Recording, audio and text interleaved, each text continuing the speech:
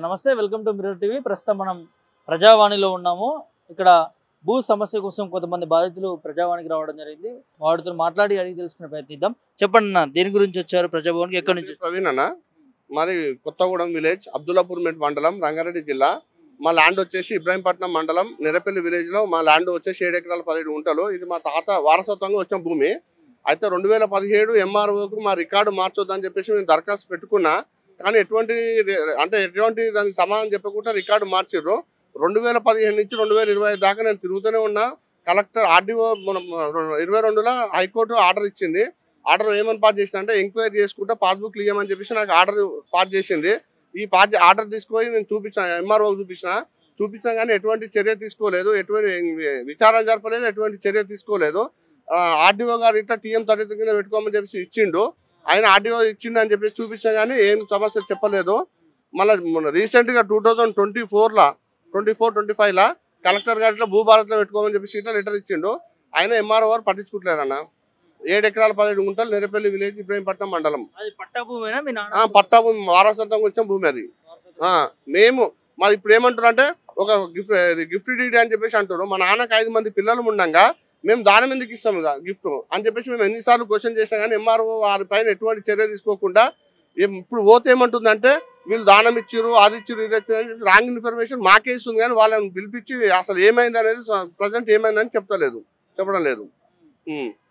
ఎందుకు భూమి ఇప్పుడు ఎవరి పేరు? ఇప్పుడు మా కాకల పేరు మీద ఉంది. అయితే గిఫ్ట్ డీడీ 4 పేరు మీద చేసి కేవలం ఒక చిన్న మల్లయ్య పేరు మీద ఎక్కిచ్చిర్రు. ఒకసారి ఏమంటుంది అంటే సాదాబైనామా అని చెప్పేసి అంటారు, ఒకసారి ఏమో LRUP కింద అని అంటారు, ఒకసారి ఏమో ROR కింద అని అంటారు, ఒకసారి ఏమో గిఫ్ట్ డీడీ అంటారు. అసలు వాళ్ళకు కరెక్ట్ సమాధానం వాళ్ళే చెప్తలేరు. ఇంకోటి ఏమైందంటే, ఇప్పుడు కలెక్టర్ అడిగితే ఏం చెప్తుండ్రు, సరైన అది దాంట్లో పెట్టుకో, దీంట్లో పెట్టుకో అని చెప్పేసి అంటారు. ఇప్పుడు మేము న్యాయం కోసమే తిరుగుతున్నాం సార్. మేము ఇప్పటికి మాకు న్యాయం దొరకాలని చెప్పేసి మేము న్యాయం కోసం తిరుగుతున్నాము. మీ ఛానల్ ద్వారా ముందుకు వచ్చి మీరు టోటల్ అక్కడ ఉన్న ఎంక్వైరీ చేసి అని చేయాల్సిందే కోరుతున్నాము. ప్రజాభవన్కి మరికొంతమంది బాధితులు వచ్చారు, మాట్లాడే ప్రయత్నం చేద్దాం. చెప్పండి, ఎక్కడి నుంచి వచ్చారు, మీ సమస్య? నేను శాంతినగర్ నుంచి వచ్చాను. స్వప్న. అదే నేను ఈ ప్రజావానికి స్టార్టింగ్ నుంచి వస్తూనే ఉన్నాను. లెటర్ రాశాను, ఏం పట్టించుకోవట్లేదు. PA పురుషోత్తం తెలియజేస్తున్నాను, ఏం పట్టించుకోలేదు. కోర్టుకెళ్ళ న్యాయం జరుగుతుంది, రూలింగ్ పార్టీ అధికారం ఉంది, వాళ్ళదే నడుస్తుంది. కాంగ్రెస్ వచ్చినట్టు కాంగ్రెస్ నడుస్తుంది. కాంగ్రెస్ వచ్చింది కదా, ఇప్పుడు న్యాయం జరగాలి కదా. కాంగ్రెస్ వస్తే ఖచ్చితంగా నాకు న్యాయం జరగాలి. సంవత్సరంన్నర అవుతుంది అధికారం వచ్చి, ఇప్పటి వరకు ఏం న్యాయం జరగలేదు. నాకు ఈ పెళ్ళి అయి పిల్లలు ఉన్న వ్యక్తికి ఇచ్చి చేసింది నకిలీ నక్సలైట్.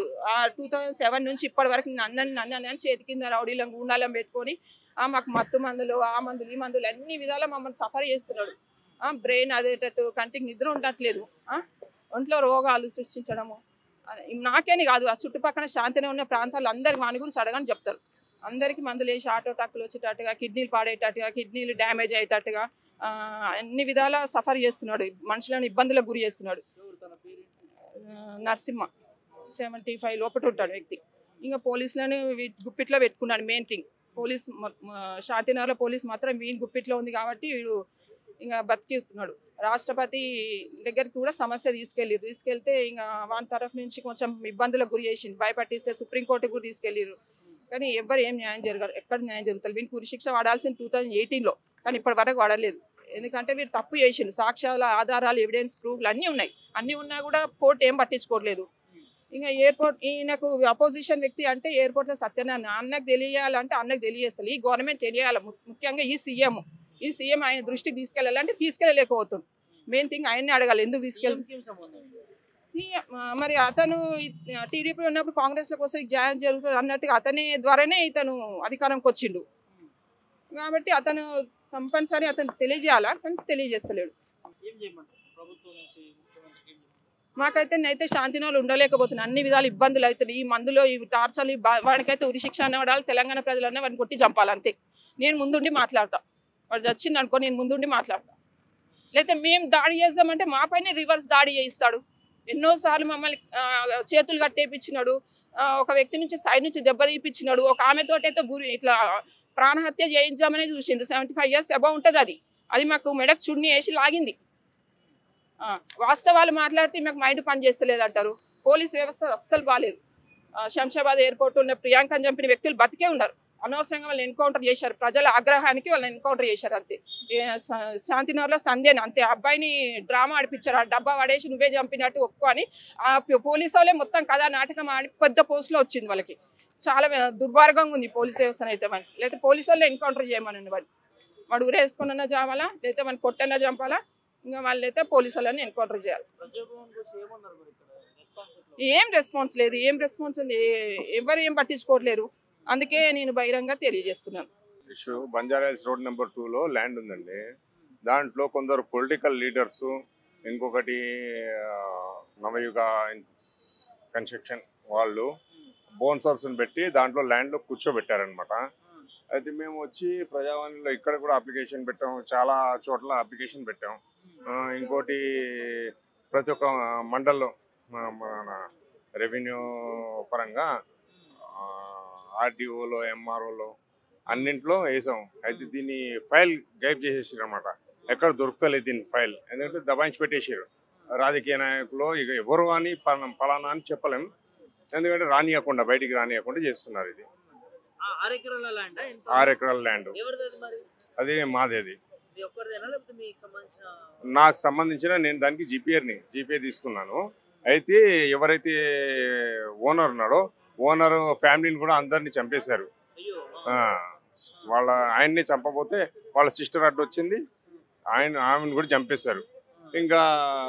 ఇంకా కొన్ని రోజులుంటే వాడు కూడా చనిపోతాడు అన్నట్టుగా చూస్తున్నారు. అది ఇక అది చాలా వరస్ట్ రాజకీయం అండి, వరస్ట్ పబ్లిక్ అండి, వరస్ట్.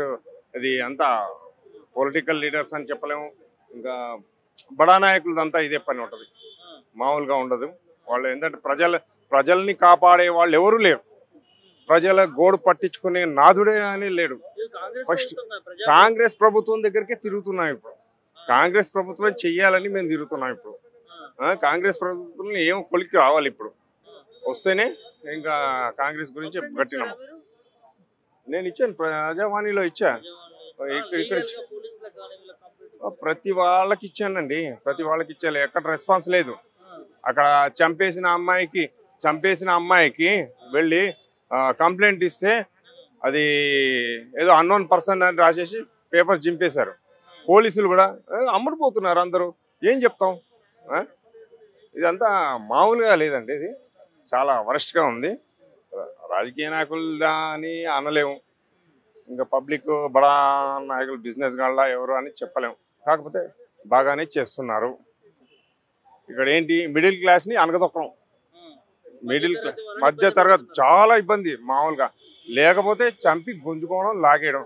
ఇంకా అది ఇక్కడ కాన్స్టిట్యూట్ ఎమ్మెల్యే ఎవరైతే ఉన్నారో ఆయనది చాలా పెద్దగా ఉంటుంది. ఇంకా ఆయన గురించి ప్రతి వాడు భయపెట్టు. అంత భయం ఎందుకో, అంత మనుషులని అంత అంటే ఈయన ఒక రాక్షసుడిలాగా ప్రవర్తించడం. ఒక మనుషుల్ని నేను చంపేస్తా, నేను పొడి చేస్తా, ఇంత మరీ దారుణంగా. అది మంచి పద్ధతిగా.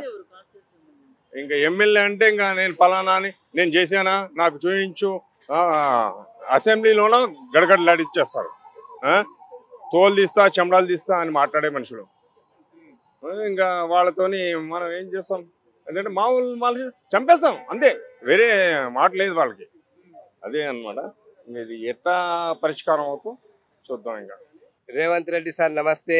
ఈయన ఎంఆర్ఓ చాలా సతాస్తున్నాడు. మీరు ఇచ్చిన పిటిషన్ మద్దూరు మండల్ మేనూరు గ్రామం మాకు పట్ట పాస్బుక్ వల్ల ఇందిరమ్మ ఇచ్చిన భూమి ఉంది. ఎంఆర్ఓ పైసలు అడుగుతున్నాడు, ఇస్తలేడు.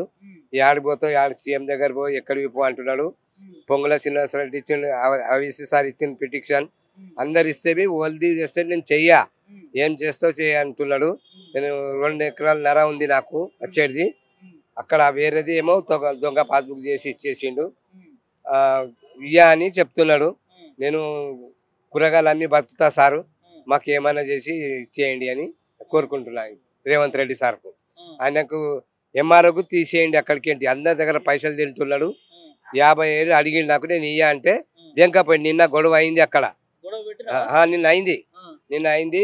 ఫేస్బుక్లో పెట్టలే ఓల్వి. ఇక నేను ఆయన దెంకపోయినాక మళ్ళీ పోతే ఆడికి పో, నేను చెయ్యని చెప్తున్నాడు. ఇక మీరు దయచేసి ఏమైనా చేసి మాకు మా భూమి మాకు మా నాయనది ఉంది ఇప్పించేయండి అంతే. పట్టా ఇవ్వడానికి 50,000 లంచం అడుగుతాను, లంచం అడుగుతున్నాడు. ఆయన బోధన అయినా ముజీబ్ ఆయన పేరు, బోధన ఉంది ఆయనది. కలెక్టర్ చెప్పిండు ఈమని, ఆడియో మేడం చెప్పింది బాసోడ ఇయ్యా నేను అని చెప్తున్నాడు. వాళ్ళకు ఏదో ఫ్యామిలీ మ్యాటర్ ఉంది, అది మ్యాటర్ ఉంది సార్కు చెప్తున్నాడు. నేను చెప్తే నా మాట ఏంటలేడు. ఆరు రిక్వెస్ట్ చేస్తున్నాడు. ముజీబ్ బోధన్ ముజీబ్ మద్దూర్ మండల్లో ఉంటాడు. ఎంఆర్ తహసీల్దార్ గిరిదావరం ఉన్నాడు. ఆయన ముగ్గురు అడిగితే నేను ఇయ్యాను చేసిన ఉంది. పోలీసు వాళ్ళు ఇచ్చేయమని చెప్పిండు. వీళ్ళు ఏముంది చేసి అని సిఏ సాబ్ చెప్పిండు. కమిషనర్ లెటర్ ఇచ్చిన ఇస్తా సార్ అన్నాడు. మళ్ళీ నిన్న గొడవ చేస్తే దెంకపోయింది మళ్ళీ కలవలే. ఇక రాలే పొద్దున్న దాకా అందరు మంది అక్కడనే కూర్చున్నారు. మేము ఫోటో తీసుకున్నాము తహసీల్ ఆఫీస్ది. ఆయన భార్య తీసుకుంది. దెంకపోయిండు. ఇక నేను మందు సీసా తీసుకుపోయింటి దెంకపోయిండు ఆయన. కాదు నా భూమిలాగే నేను కోర్టుకి వేస్తాను, నా ఇష్టం. గవర్నమెంట్ ల్యాండ్ ఉంది అది కాదు. నేను చెప్తా సార్లకు, నువ్వు యాడికి పో నేను చెయ్యా అంటే చెయ్యా. నాతో పగ పట్టిండు అంతే. ఇక మా వేరేది డూప్లికేట్ పాస్బుక్ చేసిండు కదా మా నాయనది, అది ఆయనకు ఇచ్చిండు 2 ఎకరాలు, నాకు 2 ఎకరాలు రావాలి. ఇస్తలేడు. నేను అదే 2 ఎకరాలు అయితే ఈ నాయన అని కాళ్ళు మొక్కిలము మందు సీసా తీసుకపోతే ఏం చేస్తామని దెంకపోయిండు. ఇక ఇద్దరు 5-6 మంది ఉన్నారు అక్కడ భయానికి. దెంకపోతే ఇక రాలే పొద్దున్న కాన్నే కూర్చున్నా. మందు ఆడనా ఈడ నేను పోలే, ఇంకా ఇప్పుడు పోతున్నా డైరెక్ట్ వచ్చేసిన. రేవంత్ రెడ్డి సారు ఇందిరమ్మ ఇచ్చిన భూమి ఉంది, నాది నాకు ఎంత వస్తుంది అంత ఇమ్మని చెప్తున్నా. 3 ఎకరాలన్నర ఉంది. అది వేరేకి డూప్లికేట్ చేసి ఇచ్చిండు. అది ఎంఆర్ఓ చేసి ఇచ్చిండు. అది ఏమంటే నేను చెయ్యా అని ఆడు రౌడీ ఉన్నాడు. ఆ రౌడీకి చేసి ఇచ్చిండు. నాది ఆపేసిండు. నాకు వచ్చి మా నాయనకు వచ్చి 70 సంవత్సరాల. ఆయనకు పోయింది 5 సంవత్సరాల. నేను 20 ఏళ్ళ సరి కాస్తు మీద ఉన్నా చేస్తున్నా. ఇప్పుడు పెసరి ఉంది అలా. అయితే మొన్న గొడవ అయింది. సిఏ సాబ్కు ఇచ్చినాం, కమిషనర్కు సిఏకు ఇస్తే దెంకపోయిండు. ఆయనే దెంకపోయిండు డూప్లికేట్ పాస్బుక్ ఆయన పంట ఇడ్సబెట్టి. మళ్ళీ ఇప్పుడు నిన్న గొడవ అయింది. వీడికి వచ్చేసిన వాళ్ళు న్యాయం చేస్తలేరని రేవంత్ రెడ్డి సార్ నాకు గుర్తుపడతారు. సీఎం కాకన్న ముందు సంది గాంధీ వల్ల గుర్తుపడతాడు. నేను ఇక్కడ కూరగాయలు అమ్ముతా. సార్కు నేను 2-3 మాటలు ఇచ్చిన, అది ఇచ్చిండు. రేవంత్ రెడ్డి ఉండని ఏమి ఉండని ఆడికి పోతే పో అంటున్నాడు. కలుస్తా, మాకు ఇస్తలేదు పోతలకి సార్. నేను 2-3 పిటిషన్ పెట్టిన. పోతా మాకు పోతలకి మాకు ఇజాజత్ ఇవ్వండి, టోకన్ ఇస్తే నేను పోతా సార్. పోయి కలుస్తా. సార్ గుర్తుపడతాడు. నాకు గాంధీ వల్ల చూసిండు, గుర్తుపడతాడు. ఆయన రాసి ఇచ్చిండు. ఆయన పిటిషన్ ఎంఆర్ఓ దగ్గర ఉంది, కలెక్టర్ దగ్గర ఉంది, ఆర్డీఓ దగ్గర ఉంది. అది ఇట్లా చెత్త పారేస్తున్నా వచ్చిన మెయిన్ ఉంచేస్తున్నాం. కడమే అక్కడ లెటర్లు ఇస్తాను లేదు సార్. ఏం చేయాలో చేయము. ఇక ఎట్లనే చేసి మాకు ఇవ్వండి సార్ భూమి, ఎంత వస్తే అంత ఇవ్వండి.